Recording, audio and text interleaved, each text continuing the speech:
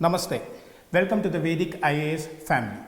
Today, the entire world is engulfed by a pandemic. The pandemic is coronavirus or the COVID-19. So, we are all in the midst of this great pandemic. But let me remind you one thing. We are humans and humans have the power to overcome any situation.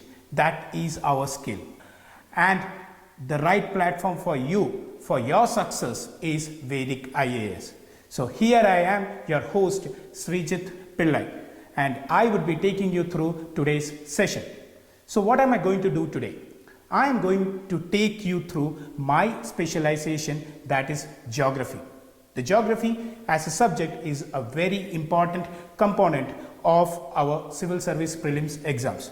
You are very well aware that the exam is right around the corner and we don't have any time to waste. We don't have any time to waste. Since we don't have any time to waste, we are directly going to go into the session. So I am going to provide you certain tips, certain bites that will help you to go across the barrier called prelims exam. As you would have heard my bio already, I would just like to add certain things. I myself have failed at this exam a lot of times and I was not able to clear these exams. But today I am teaching a lot of students in this arena. So when I am teaching these students and when I am doing a relook at the things that I have studied and that I am teaching right now, I understand a lot of things. And my firm belief is that if I had corrected certain things during my study time or during that age, then probably I could have cleared it. Since my time is gone for this exam, but it's your time. And since it's your time, I am here to lead you through this. I am going to lead you through this. Let me point out that word, lead.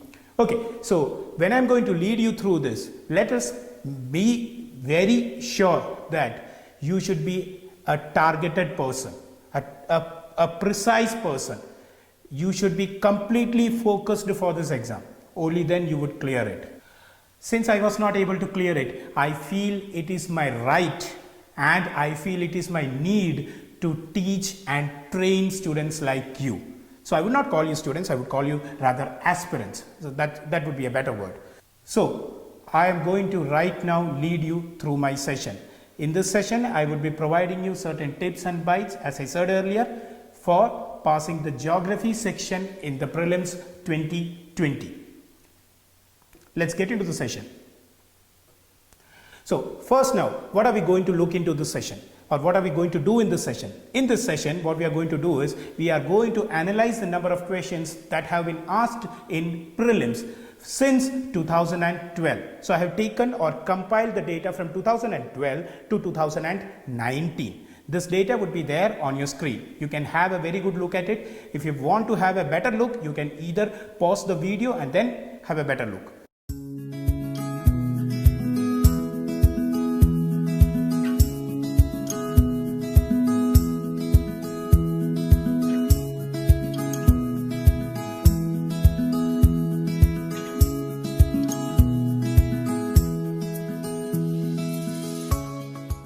So the number of questions that have come from 2012 to 2019 in the subject of geography are as follows. So in 2012, I can see 18 questions came. It went down a bit in 2013 and it came down to 14 questions. In 2013, it went down from 18 to 16. In 14, there was again a reduction and it went down to 9 questions. And in 2015 it again came up to 14 and 16 it again went down to 10 questions, maintained it in 2017, 2018 and 19 it again went up to 12 questions. So roughly when we look at this particular graph, we can confidently say one thing, and that is the number of questions from geography. The number of questions that come from geography are close to 12 to 14 questions every year. So you be better prepared for those 14 questions. If you take 12 questions or 14 questions, let me remind you that these questions are very important for passing the prelims exam, because in a prelims exam, Even 0.5 marks or a 0.33 marks is very important. I myself have failed this prelims with these kind of marks, like with a difference of 0.33. So I don't want you guys to be in that spot. Later you would regret it. That's the reason. So let's get on to the next slide. So I hope you understood this particular point, that the geography as a subject in prelims is very important. You can get 12 to 14 questions, and from that 14 questions, just multiply it by 2. That is the number of marks that you can obtain from that, which is very, very good. So if you are clear with this, this would help you pass the prelims. Let me get on to the next slide. So in this particular slide that you can see on the screen, what I have done is I have categorized or classified the geography into different sections or different units as we study. So the different units, first I will read out that for you, and then we will get into the specifics.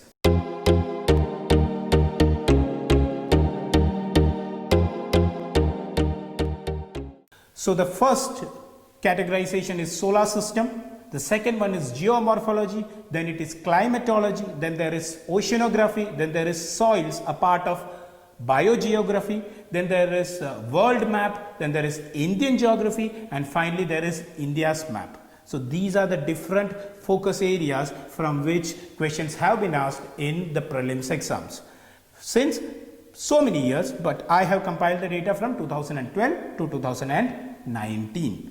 So let me have a good look at the numbers. We are going to have a look at the numbers. So numbers, you can see that 39% came from India's map, 22% came from world map, and similar numbers. So you can have a good look at the numbers. You can pause the video and have a good look. I would not get into the details, but I am going to get into the conclusion that we are going to derive from this. That is the learning that we need to have in this thing.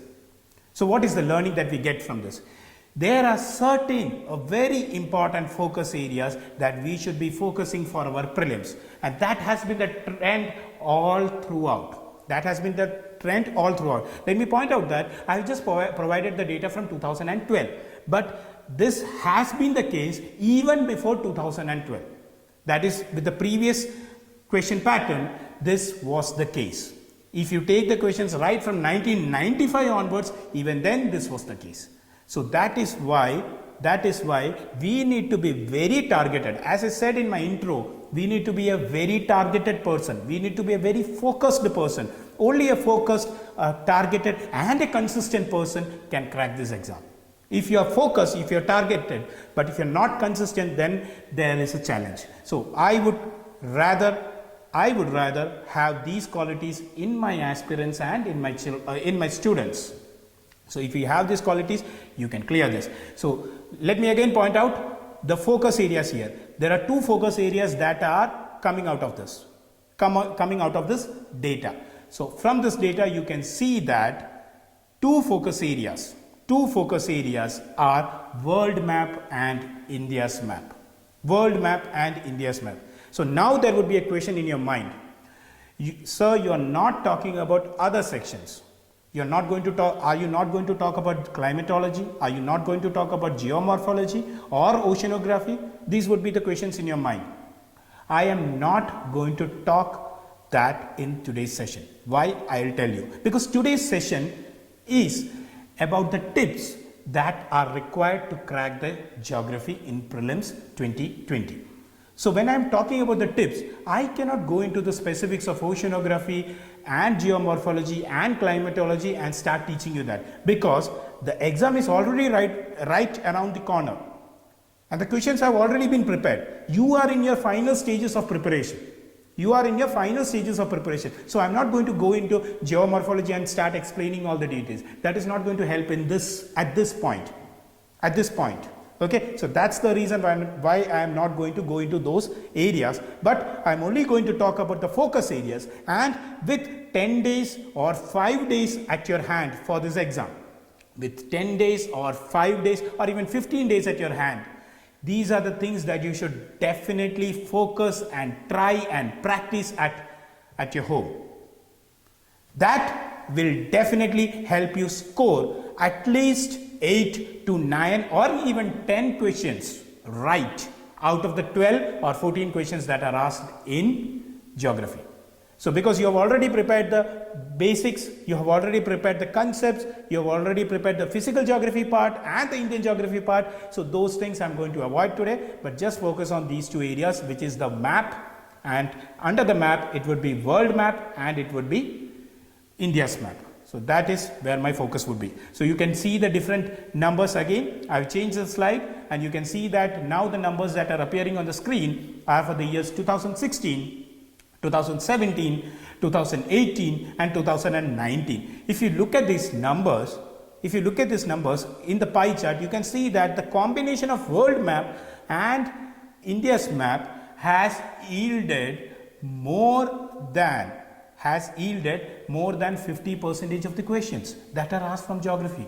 Isn't that a great thing? You focus on two areas. You're just going to focus on two areas, and those two areas are able to fetch you more than 50%. Rather, I would say more than 60% of the questions that come from geography. So 2016, 2017, 2018 and the last prelims, which was 2019, everywhere this particular point that I highlighted right now is clearly evident. It is clearly evident. So my friend, with little time at your hand, you would have already prepared all your basics, all your concepts. Let's focus on what can fetch you marks. That is why I use the word targeted, consistent, focused. I'm again taking you back to those words because those words are very important. You need not study everything in the world. You need not study everything under the sky. That is not humanly possible. Even though this is the third toughest, considered to be the third toughest exam in the entire world, but you are a human, right? You are a human. We have our own capabilities as well as limitations. So you can't have everything under your plate. But you can have a targeted and focused approach and clear this exam. So let's get into the business. Let's see what are the questions that have come from these two areas, world map and India map specifically.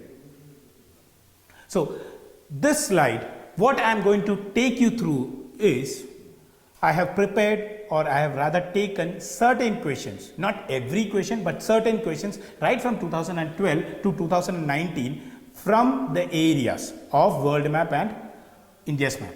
So those areas are, I would go take you through the questions. So one question that you can see here is, see, let me remind you one thing. When you're going to go into the questions, the teaching or the teaching that I'm going to give and the learning that you need to have is the focus area. What are the focus areas that we should have in our mind? So which of the following are the tributaries of Brahmaputra? Tributaries of more than one could be the case. So of Brahmaputra river. You know Brahmaputra river, you would have studied it well. I know it, you know it. Even if you don't know it, have a good look at it, because that is very much in commotion. So what are the options? Dibang, Kamang, Lohit. Dibang, Kamang, Lohit. And I'm not going to go into the answer. If you want, the answer is option D, which is 1, 2 and 3. All the 3 are correct answers. But let me tell you that the confusion that can come in this particular question is about Dibang, because most people confuse it, because Brahmaputra as a river also has a different name known as Dihang, and that's not Dibang. So Dihang and Dibang can get confused. So probably that's the reason. And this river has always been there in news. People ask, what is the news? So that is what we are going to identify in today's session. We are not going to have any particular subject study or conceptual knowledge, but this learning, which is far more important with the time that we have at our hand. So what was the reason for Brahmaputra to be in news? One, I will tell you, every year there is a flood. Even this year there was huge floods. Assam is under the floods, right? Kaziranga comes under the floods. Your one-horned rhinos are under threat, under the water. You would have seen a lot of news. But there is one more thing. You would see that China is trying to build dams across this river. So that is precisely the reason why Brahmaputra has been asked. So let me tell you that when we see some news or some place in news which we feel is important, we need to get into the concept of that. So in 2016, this Brahmaputra was in news, so they have asked a question. But they did not ask a question with respect to the news. They asked the concept of it. What was the concept that they have asked here? They have asked about the tributaries of Brahmaputra.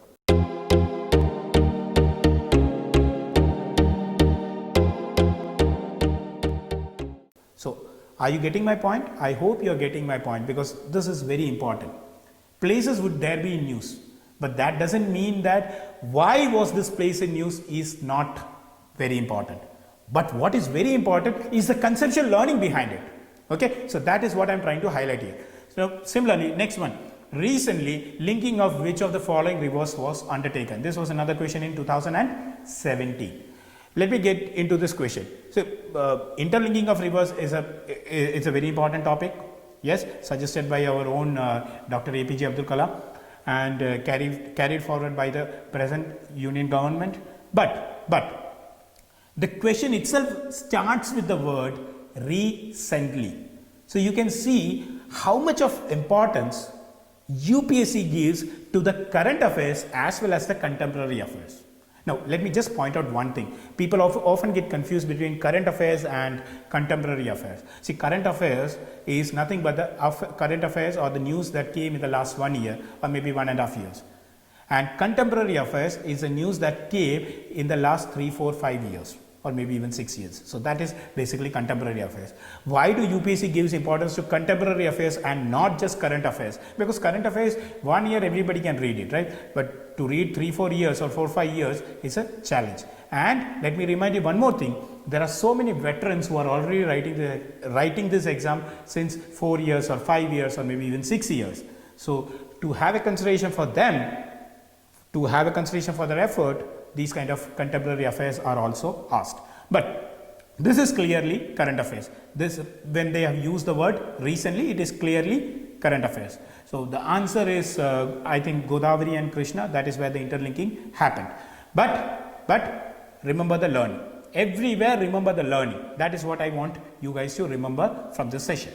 So Turkey is located between, this news came in 2014. So Turkey, you know, this country has a difficult neighborhood with Syria as its neighbor. You would see that there are Turkish fighters are fighting against the IS and all those kind of news that are coming out. So IS or Islamic State in 2014 was a big news, and that is why Turkey, very simply they have not asked anything about Islamic State or terrorism or anything of that sort. They have just asked where is the location of Turkey. So where does Turkey lie? Does it lie between Black Sea and Caspian Sea? For this, you should have a very clear understanding of world map. Let me tell you one thing. If you don't know where is Turkey or even the continent or maybe which place it is, how would you write this answer, or how are you going to answer this? You are not able to do that. You will not be able to do that. So that is why a clear understanding is required.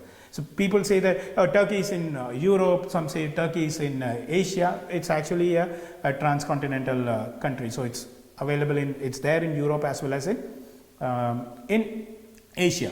But that is not enough for UPSC. UPSC requires furthermore details, and that is where you need to understand which sea, where does it lie. That's very important. Remember one point here for this exam, this 2020. I'm just providing you a bit right now, right away, and that is Bosphorus Strait. Remember that word, Bosphorus Strait. It's very important. Okay, next news again in 2014, there was news about Chechnya, Darfur, Swat Valley. You just need to arrange. You can see the question and you just need to match the following.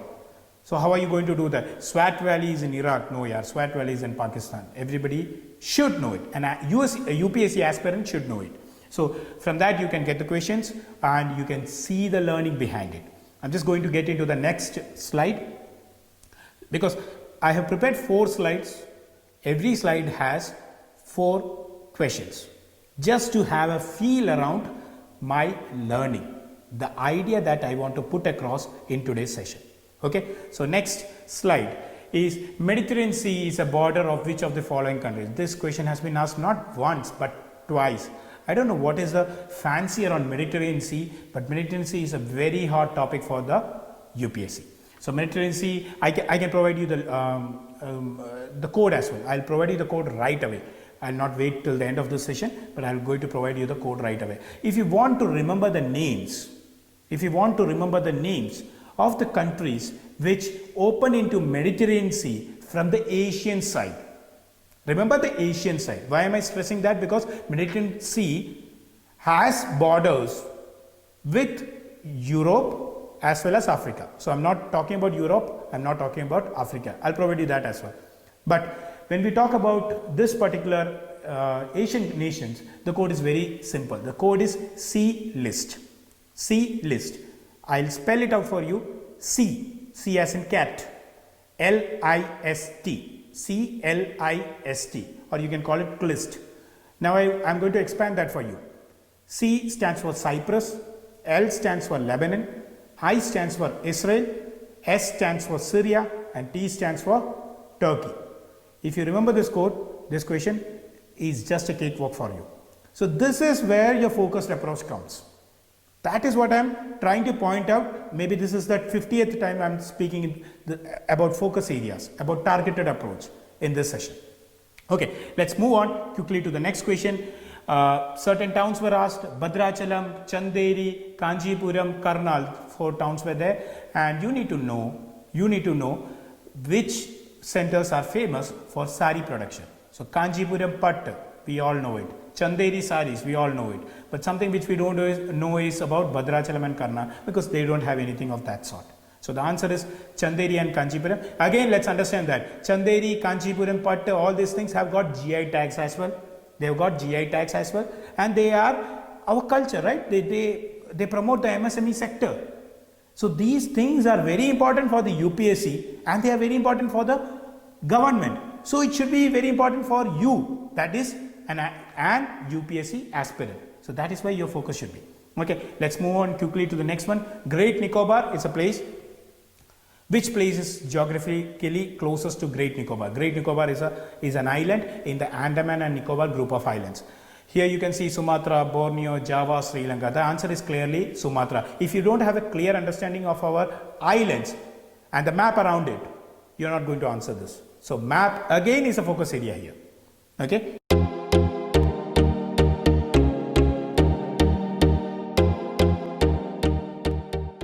Let me move on to the next slide. And the next slide is, yes, a very important one, a very important question that came into 2015. I'm not going to read that entire statement because it's too long, but they're just asking for one thing. Where do you find living root bridges? Roots, trees roots that are converted into bridges. Where do you see that? I got this answer correct. And I did not get this from any source. You know which source I got it? I got it from an ad, an advertisement. There is an advertisement of Incredible India that comes. Have you seen that? Different states are shown in that.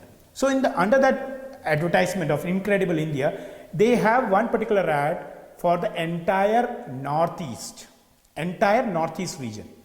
So in the entire Northeast region, when Meghalaya is shown, it's shown that 2 foreigners are walking on a road bridge.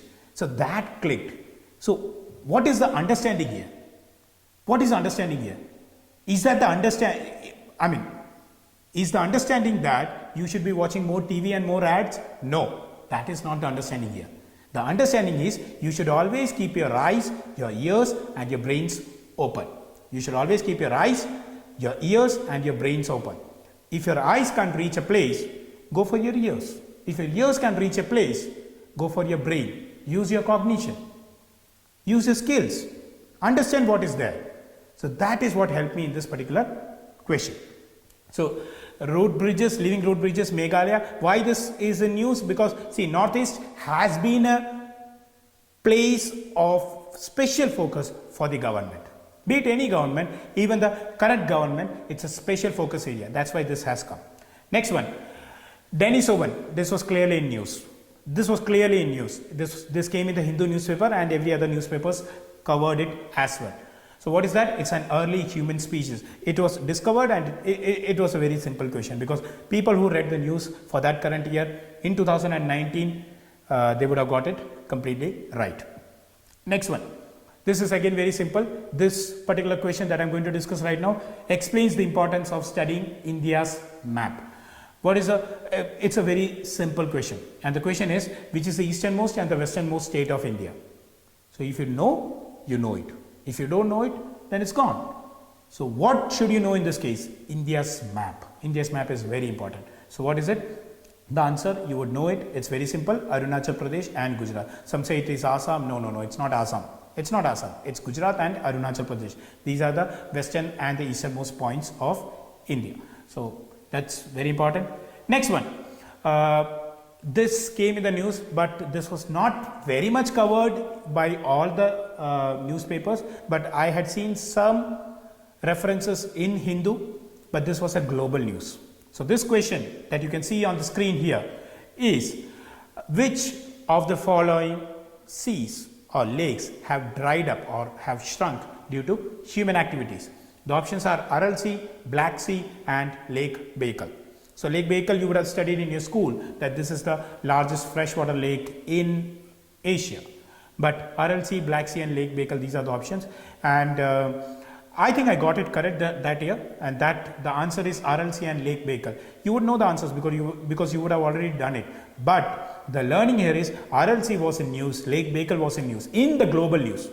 In the global news. So it is also important that which is the news item that you are following, which is the newspaper that you are following. That is also very important when it comes to preparation. You're going to go through all the news channels. That's not humanly possible. So you should have a targeted approach and go for the best ones. Okay, so those news channels would help you understand these things. Okay, so the answer is Aral Sea, Lake Baikal. Both of them have dried up significantly because of some actions taken by Russia. Next set is another questions. Asiatic lion is naturally found in India only. Second point is, a double humped camel is naturally found in India only. The third one horned rhino is naturally found in India only. Let me tell you that one-horned rhino is always there in news. Asiatic lion is always there in news, but camel, I am not completely sure whether it was there in news. But the first point and the third point was there in news. Asiatic lion, how was it in news? 2019, if you remember, there was a very good photograph of a particular a male lion, a male Asiatic lion in the Gir forest, standing on the top of a flame of the forest tree. Standing on top of the flame. I mean, it climbed on top of that and it was standing there. That was a very majestic picture that was taken by one of the guards. If you remember that image, so that is where they picked up this question. See the thought process of UPSC. You are right now having a tug of war. You are right now having a tug of war. It is not a physical tug of war, but it's a psychological one. It's a psychological tug of war between the UPSC and you. So when it is a psychological tug of war, you need to be on the winner's side. Only then you can crack this. So how do you make sure that you win this? You can win this war only when you get the psyche correct. You should understand the psyche of the UPSC. From where are they picking the areas? From where are they bringing up the questions? If you understand that, if you are able to crack that, you can crack this exam. I was not able to do it myself, but as I said earlier, when I relook at things now, I am getting a glimpse of it. I am getting a hold of it. So that is where it becomes my duty to help you guys, to help you aspirants. I will do my best to do that. So, Asiatic lion, yes, it is found only in India. Let's understand that. There was one more news about Asiatic lion. If you remember, we are trying to have an exchange program. Not really an exchange program. We are trying to bring the cheetahs, the famous cheetahs, into India. We asked Iran, could they provide us? No. Why? They said they are ready to provide, but they want something in return. What was it? They wanted our Asiatic lion. So that is what they wanted in return. It's very simple, yeah. When these kind of things come in news, you ought to you ought to pay your attention. The next one, the term two-state solution. This has been in news. This is not current affairs, this is contemporary affairs. This has been news since many years. Two-state solution. Which country are we talking about? It's Israel. Israel and Palestine, right? So Israel is there as a B option. You go for that if you know contemporary affairs. Next one, Barren Island volcano. Oh my God, if you want to know this, if you want to know this answer of this question, then you need to be a very specific learner of world map and India map. If you are not specific about what you're studying, then you are done with this question. You can't do anything about it. So let's see. First statement was, the Barren Island volcano is an active volcano located in the Indian territory. You, me, everybody knows. We only have one active volcano, and that is Barren Island. Everybody knows. So you get that first point correct. Let's move to the next one. Barren Island lies about 140 km east of Great Nicobar. East of Great Nicobar. This you need to know correctly. If you, you will be correct only if you know the map properly. If you don't know it, then it's gone. So map is very important here. And now comes the current affairs part of it. They're saying that the last time Barren Island volcano erupted was in 1991. In 1991. And I was shocked, like, this is active. I was not aware of this news. This is active. But they're saying that it erupted in 1991. Even if it erupted last in 1991, we can still call it active volcano, because that is how geography is studied. But I was still not very sure about it. So I gave it a chance and I thought the third option is wrong. And exactly the third option is wrong. Why? Because in 2017, the month of January, this question was asked in 2018. So in 2017, in the month of January, scientists noticed fumes erupting out of this volcano. So that is how we get this correct.